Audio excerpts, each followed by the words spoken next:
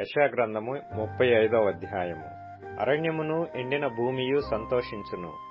అడవి ఉల్లసించి కస్తూరి పుష్పము వలె పూయెను.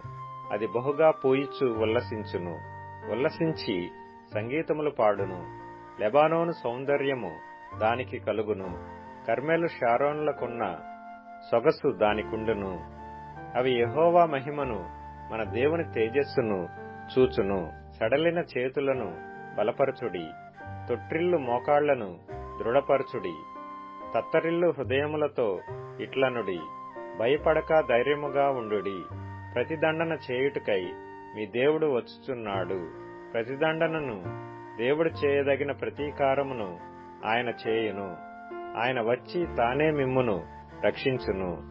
గ్రుడ్డివారి కన్నులు తెరవబడును. చెవిటివారి చెవులు విప్పబడును. కుంటివాడు దుప్పివలె గంతులు వేయును. మూగవాని నాలుక పాడును. అరణ్యములో నీళ్లు ఉబుకును. అడవిలో కాలువలు పారును.